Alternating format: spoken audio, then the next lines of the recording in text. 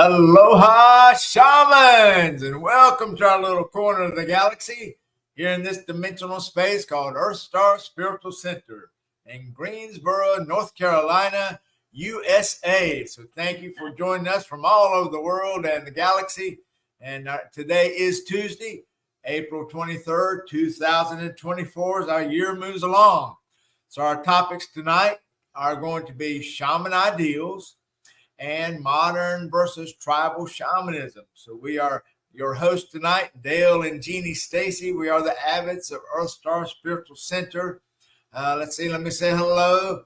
Aloha, Deanna, up there in the last frontier. Thank you for being here with us. Hope you're having a great day and got a great week planned. So thank you for joining us, Deanna. All right, so tonight then we do want to share our topics about modern shamanism, but especially tribal and versus modern shamanism, because I know a lot of folks are confused about that.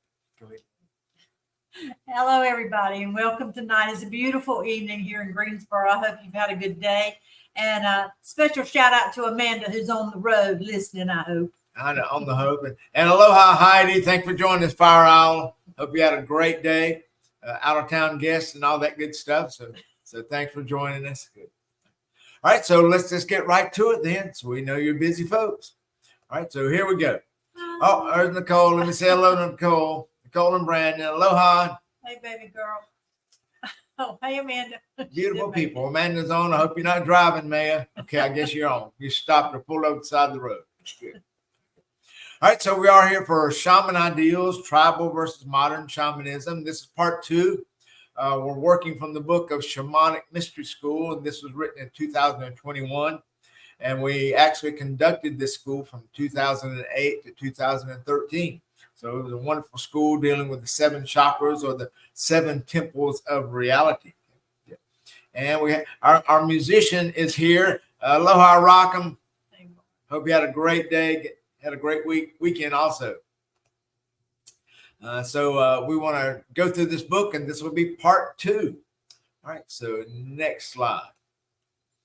We are EarthStar Spiritual Center, and we are a multi-faith church for living aloha. So we've been doing this since 2002.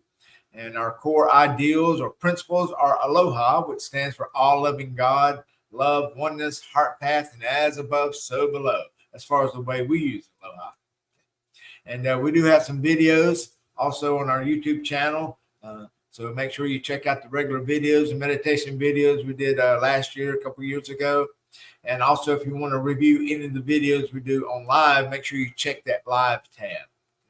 And you'll find all of them there, Tuesday and Friday nights. And these are the books that we've written since started in 2013.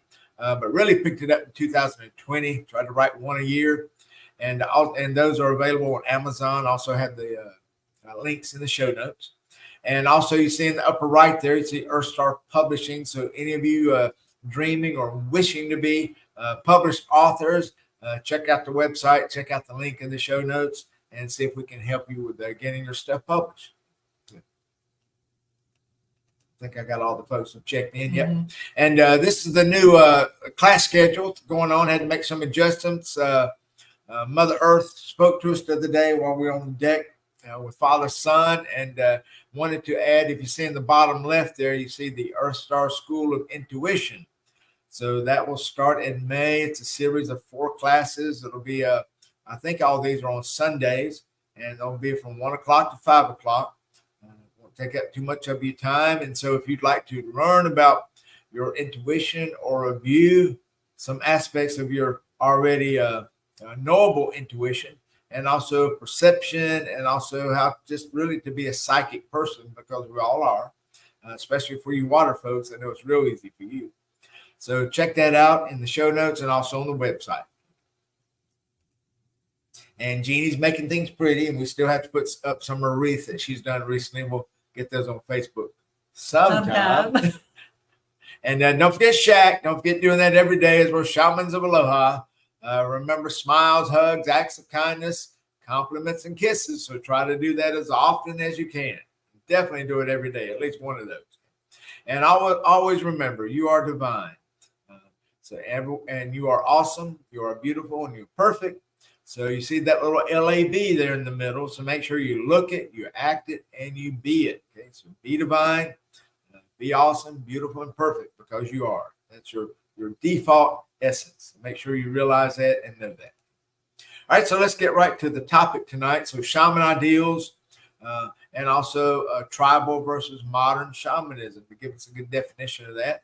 And we're working from the book of Shamanic Mystery School written in 2021. All right, so one of the first things under general shamanic perspectives, the very meaning of the word shaman, that's really a Siberian word, and it appears to mean healer, priest, wizard, or person who knows. So just somebody who knows things, right? Especially when we start getting into the mind, body, and spiritual aspects of who we are. So that's the definition of shaman, a Siberian word. And the shamans or the hero's journey calls for three things: the call of awakening, the finding of a teacher, and then returning home to teach and to serve. Yeah, and this kind of goes along if you've ever read or seen a PBS documentary with Joseph Campbell and the hero's journey. Basically the same thing. You know, we all of us are awakened some way, somehow, and then we find a teacher or we find classes. We travel there, we take care of classes, and then once we've learned what we need to learn to be a shaman or a mystic or an intuitive, then we head home, wherever home happens to be. And that's when we begin to teach and share and serve however we can. And so shamanism then exists in every culture. As a matter of fact, everyone is a shaman, just like everyone is a minister, everyone's a teacher, everyone's a healer. Okay? We may not have a certificate up on your I Love Me wall that says you're an official, certified, bona fide shaman, but you are a shaman because all of us are here to be of service and to learn about love. That's what shamanism is, especially the shamanism we like to practice, the Aloha shamanism. And let me tell you one thing. Yes. Isn't that a beautiful picture of that dream catcher in the corner there you found? And I bet there's somebody out there that could make that, Heidi. I know, gosh. It's very pretty. I'll paint. Let me blow that up so you can see it better. Yeah, there we go. Beautiful little picture. Really pretty. Very pretty. Yeah. Got to make things pretty. Remember, that's one of Jeannie's superpower skills, right? Making things pretty. All right, so next. And then shamanic and indigenous wisdom is thought to be superstition until a scientific discovery is made. Right. So, you know, I mean, we have our indigenous cultures that have been here for thousands of years. And then all of a sudden we have somebody in the academic field. They let me do the air quotes. They discover this new thing and come to find out, oh, maybe it's not superstition. Maybe it really does have some validity in living life and especially living in harmony with Mother Earth, Father, Son, our galaxy, and the cosmos. And then priests established order, rules, and hierarchy. Oh, yes. Always got to have rules. And so remember the number one rule, this is kind of the paradox of, almost the Taoist paradox here of shamanism is the only rule is there are no rules, right? Does that make sense? So the only rule is there are no rules because our focus is on effectiveness. Okay? So, you know, I saw a show last night. I was watching Shogun. I was the new one that's on, I think it's Hulu now. A great show, a remake of the 1980 one with Richard Chamberlain.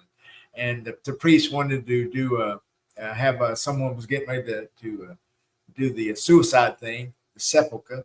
And he said, oh, if we could just do your confession now, but I don't have any of my stuff. I don't have my vestments. I don't have anything.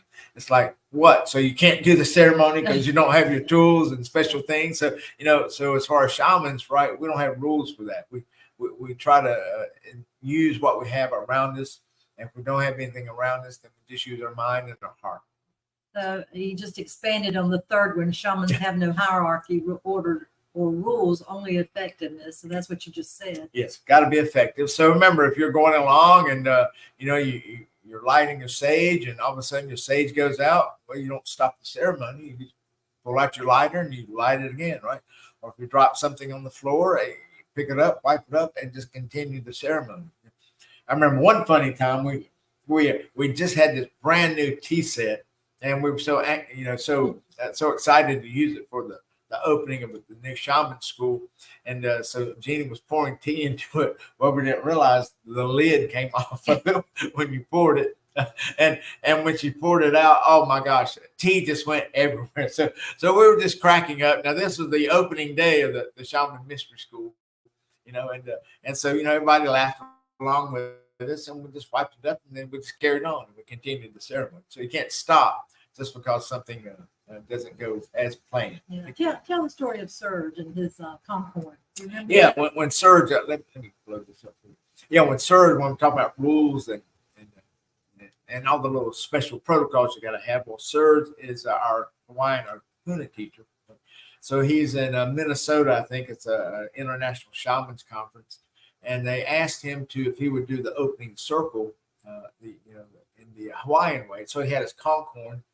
So he went to blow his conch horn. Well, he said something about his lips were chapped or something, and he didn't get a good seal on the conch horn. So when he blew it, he said it was an awful sound. So being the shaman that he is, he just went to the next direction and made that same awful sound, went to the next direction, finished up, said a few Hawaiian words, brought everybody into the circle and said the circle's now created and the ceremonies can start. And he said after it was all over, people came up to him and said that was the best opening ceremony they had ever heard. So a little bit of intention and just keep moving, right? Whenever you're doing ceremonies. So that's the important thing with our shamanism. Just keep moving, keep doing it. And shamans influence energy to create new and enhanced realities, like shape shifting around in and through various dimensions. Yes, and that's what we do. As shamans, we consciously influence or create a chosen reality. We do that through the conscious harmony of mind, body, and spirit. And so when we're speaking about shape shifting in and around the various dimensions, remember as shamans that we've talked about before, we have 4 stages we can be in: the objective stage, the subjective stage, the symbolic, or the holistic stage. And I think we'll get to that later on in the book when we do our Tuesday nights.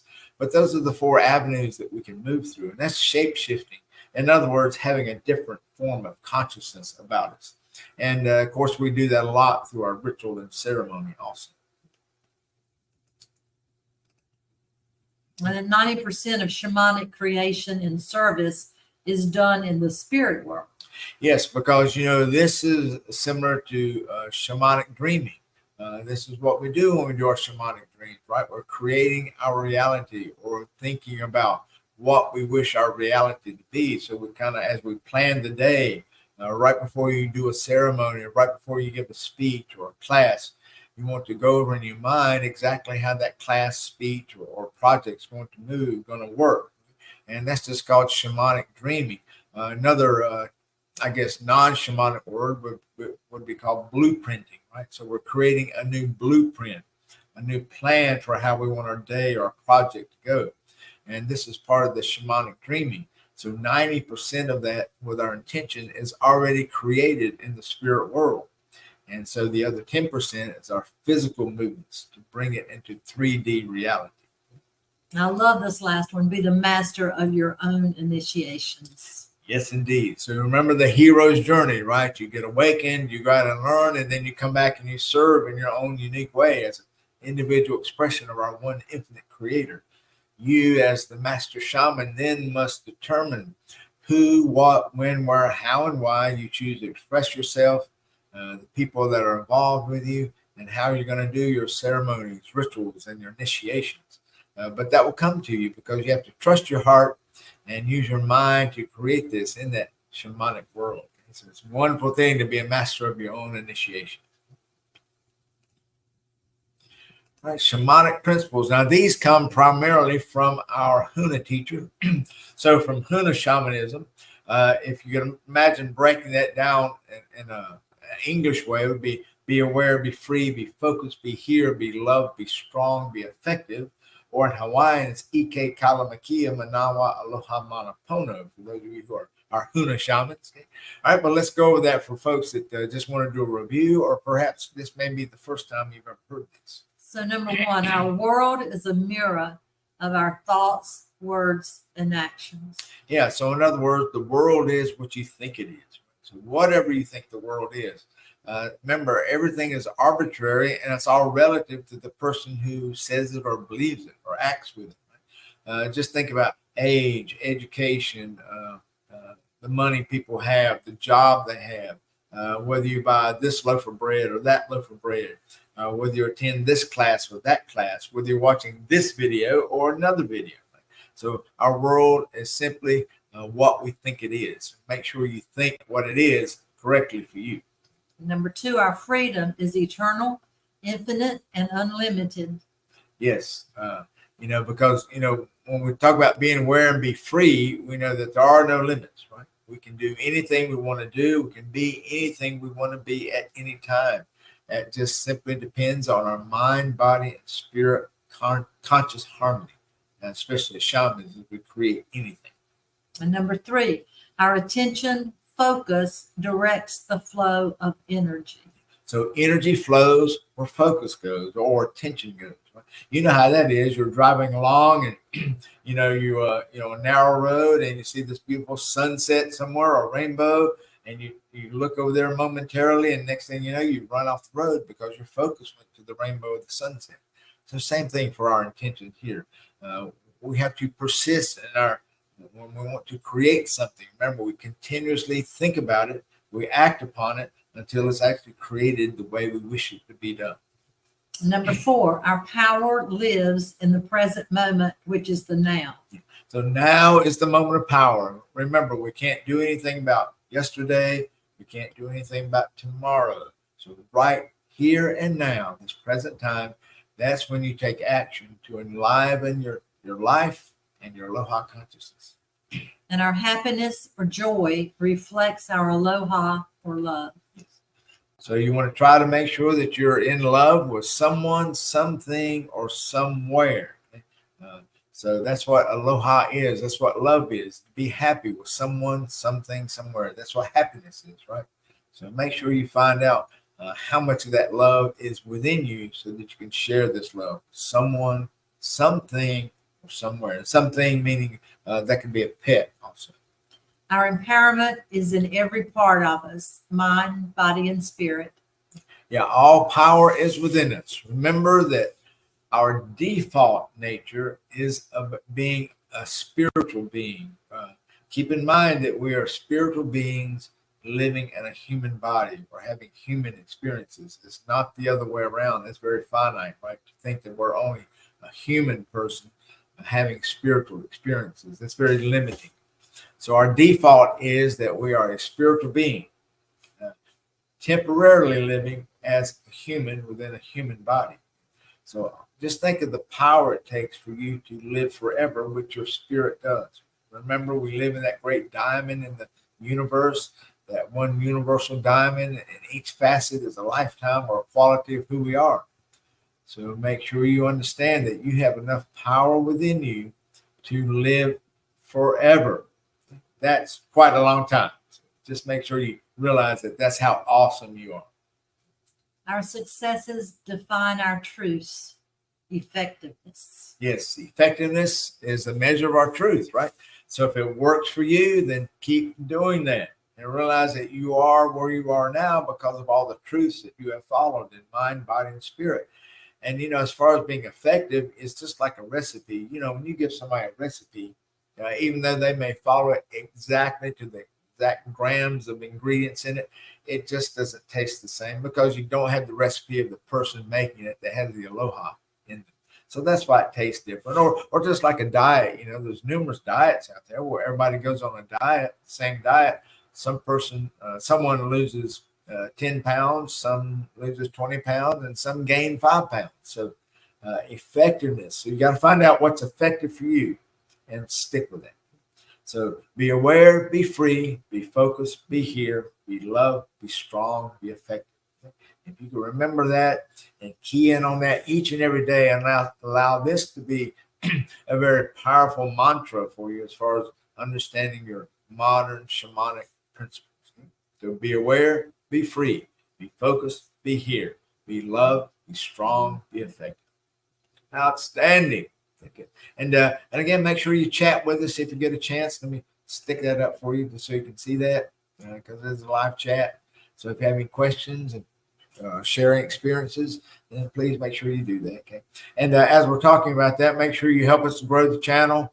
Like, subscribe, share, hit that notification button for more Aloha, these scrumptious and delicious videos. I'm sure as you're awakening or yawning about this time, so make sure you share and make sure you do the live chat with us and ask any questions if you like. All right, next then, moving on, shamanic principles. Okay, next is tribal versus modern shamanism, because we have a lot of questions about, well, how can you be a shaman nowadays? And that's because people are thinking that the only shamans are going to be maybe somebody they saw as an African tribe or an Indian tribe here in America, thinking that's the only way that you can be a shaman. Now, remember when we speak about our American Indian tribes, they really, most don't use the word shaman, they'll use medicine, being a medicine person. And of course, it's going to be the same thing as far as our definition.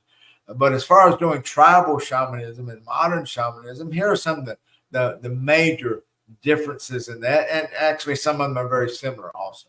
You want to put up comments again so we could see if they comment? Oh yeah, let me put up comments again, and that way we'll see if you commented. No, nobody has. Okay. Okay, right. People, comment. Okay, tribal and modern shamanism. So here a comparison and a contrast. And this is I hope this will kind of expel the notion that, well, we've heard this, right? And heard it recently too, that, you can't call yourself a shaman because, and I think it goes back to what you said, the tribal shamanism. That's what the only thing people are thinking of rather than modern shamanism. So maybe since we've listed these differences, maybe that will help people to understand that, yes, indeed, in this time that we live in now, we can be modern shamans. Yes. So tribal shamanism is traditional as opposed to contemporary and cross-cultural shamanism. Yeah. So just think when we think about modern shamanism, you often see that in articles. It's called contemporary shamanism, cross-cultural shamanism, modern shamanism. So it really is shamanism. Remember, shamanism from our standpoint is being able to, it's the conscious harmony of mind, body, and spirit. So we'll find that really with that definition, it does fit in with tribal shamanism, but with modern shamanism, we do have a few different characteristics of that. So number 2, tribal shamanism is referring to tribal lands as sacred places, but in modern shamanism, any place is available. Parks, any place we feel like is sacred. Right. Yeah. And, with the tribal shamanism, of course, let's say, for instance, here in our state, we have the Cherokee boundary, right? The Qualla boundary. So with the Cherokee, and, now you can't be going up there and doing ceremonies on their property up there because that's part of their tribal land. So, they really prefer to do their own ceremonies there, and they kind of get a little disgruntled if you try to go up there and think you're going to set up a drum and do the little teepee thing in the middle of town and start doing little ceremonies and dances. I mean, that'll be shunned upon. Whereas if you can do the modern shamanism, we can do that anywhere. I mean, public parks, all over the place, all over the world. Do it in the air, do it on the water, do it on any kind of land, any kind of place. That's the big difference. So tribal language as opposed to a combination of words as a language. Yeah. So, and again, the only reason the tribal language is because if you hadn't grown up in that society, that culture, then, you're not going to know the language. Whereas in modern shamanism, we're open to using all languages because we like the vibration of the words. So like when we say the Maya, I'm another you and you're another me. When we say En Lakesh, Alaken, we like that, right? So we're using a combination of words in order to be effective in our ceremonies and rituals, healings, blessings, and clearings. So tribal shamanism is closed and secret as opposed to open to all, and it's collaborative. Yes, and again, it's closed and secret because if you weren't born on the reservation or born in the tribal lands, then of course, you're not going to be privy to the information that is there. So that's the only reason for that. Whereas in our, contemporary shamanism, we're open to all. When we have classes, anyone can come attend the classes. So we're very collaborative in how we teach and how we present and share. Tribal mindset as opposed to varied mindset and perspectives. And again, because they're born and they live on that particular tribal property, tribal land. So they have their own mindset with how they want to be and how they've done things for thousands of years, right? Whereas as modern shamans, we're learning to use the knowledge from thousands of years, but we're just using a very varied mindset because all of us are different. We've all had different trainings. Even though, let's say all of us have had Reiki or energy healing training, we're all going to do Reiki just a little bit different, just like the recipes. And of course, same thing with our perspectives. Same thing. We have varied perspectives because of our learning experiences. So in tribal shamanism, the beliefs have been handed down from the elders as opposed to blended beliefs from many cultures. Right. So again, on tribal land, their families, everything is handed down. Whereas when we do the contemporary shamanism, we find that we have to use many blended beliefs to take care of who we are and what we believe and how we can present it. And so it comes really from many cultures. It's almost like the old notion of, it takes a village to raise a child. So the same thing here. To be shamans, we're thinking of Mother Earth, Mother Gaia. And we choose to use anything that expresses harmony, love, and aloha for anything that we use and teach. And that's 6. So number 7, live with Mother Earth, and then as modern, integrating Mother Earth.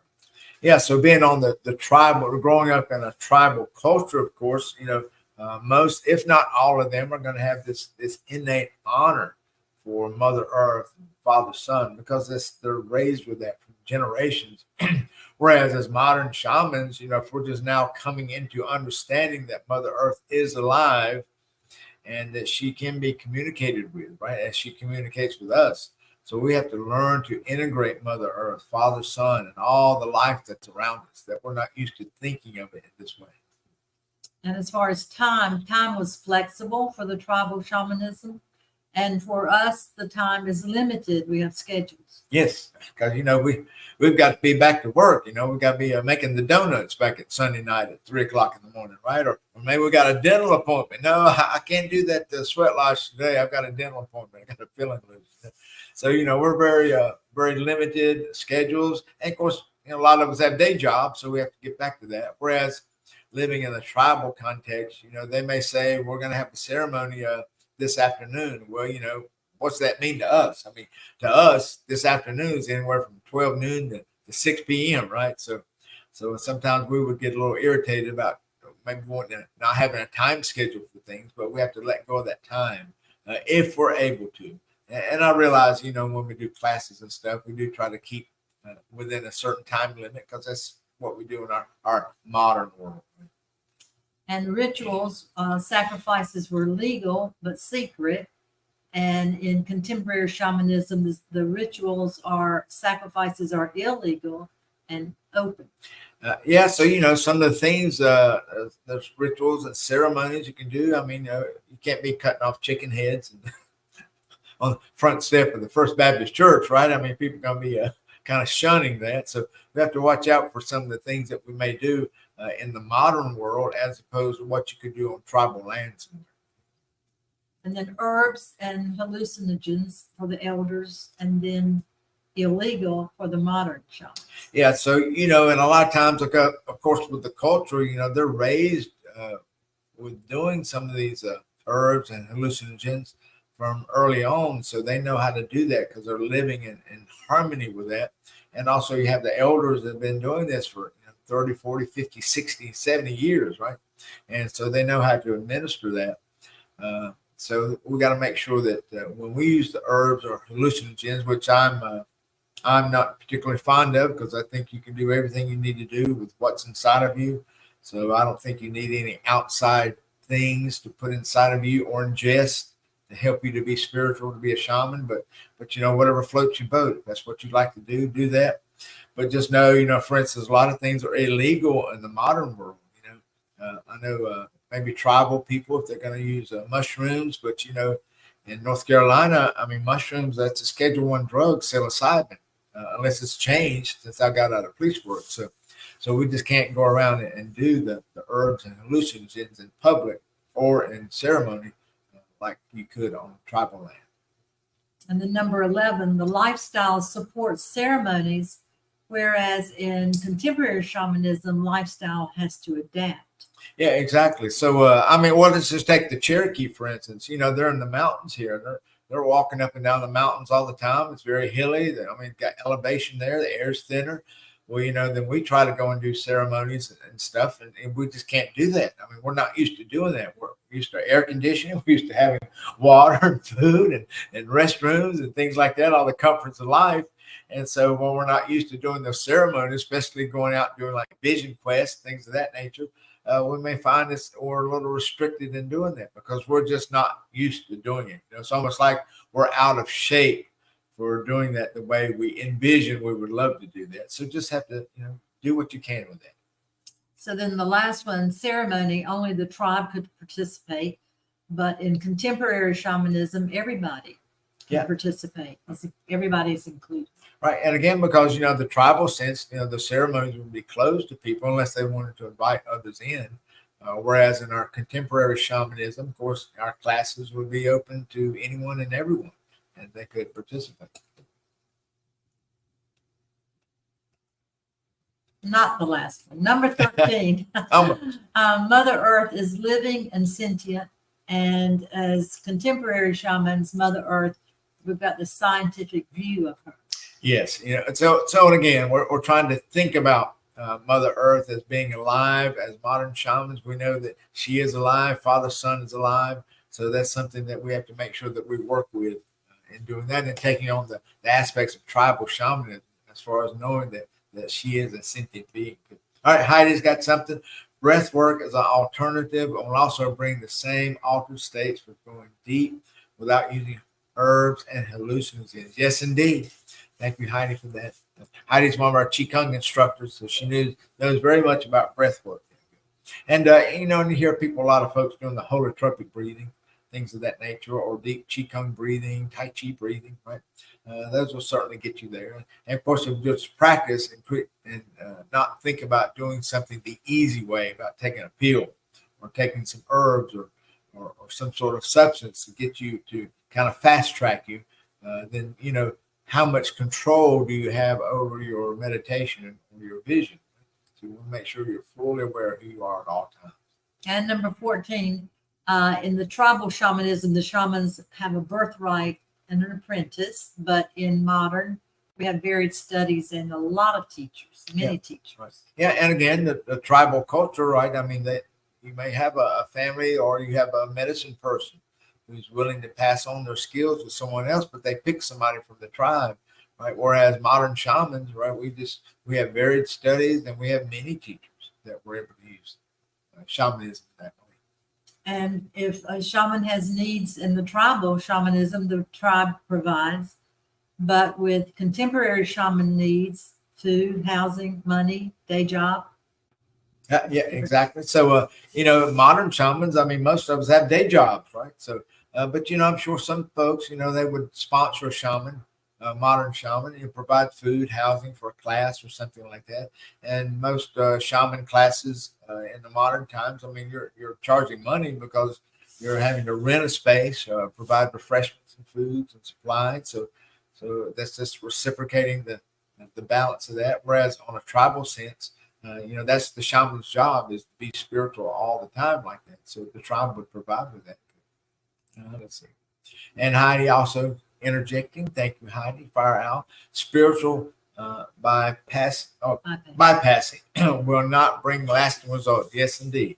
We have to make sure that, you know, there's no easy, quick way around that. You have to do your work if we expect to reach those goals that we do as shamans.